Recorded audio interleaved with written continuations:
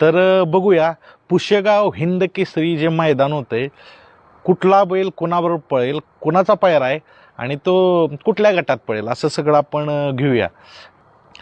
24 मध्ये कोण पळणार आहे हे सगळ्यांना माहीतच झाले.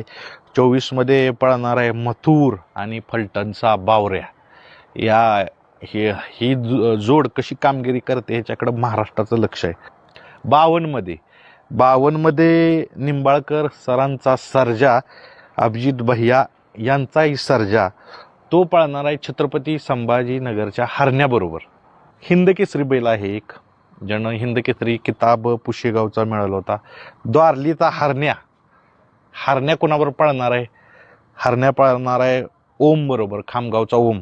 61 मध्ये पळणार आहे, गट क्रमांक 61 मध्ये पळणार आहे द्वारलीचा हरण्या आणि ओम. गट क्रमांक 71 मध्ये कोण पळणार आहे? तर जो पैरा कळलेला पण नक्की हो का नाही हे कन्फर्म नव्हतं, तर आज कन्फर्म झाले बघा. आणि दोन्ही बैल फॉर्ममध्ये आहेत, लखन आणि सर्जा. 10 सर्जा.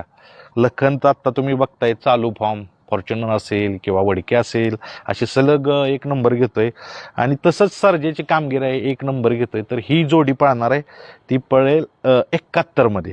94ला कुठली गाडी पळते माहिती आहे का? गट क्रमांक 94ला गाडी पळते घोटचा सर्जा, कारुंडेकराचा चिक्या. आणि गट क्रमांक 110, म्हणजे बऱ्याचशा लोकांना 110 गट बघावे लागले अशा बैलाचे फॅन्स. बकासूर, सरपंच नावानं त्यांनी दिली चिठ्ठी. बकासूर कोणाबरोबर पळेल? आबांचा पाखऱ्या. आत्ताच वडकीचं 1 नंबरचं पारितोषिक घेतलेलं पाखऱ्यानं. आणि बकासूरनं सलग 3 वेळा हॅट्रिक घेतली पुशेगावची. तर इंटरेस्टिंग पायरा असणार आहे. एक गट क्रमांक 101, त्यामध्ये रायना, किरणप्पा आहेत, त्यांचा काळीज म्हणून आपण, रायना. आणि अजून एक हिंद केसरी बैल, ज्या बैलानं हिंद केसरी पुशेगावचं मैदान गाजवलं, असा घरणीकरांचा राजा पळणार आहे, राजा आणि रायना.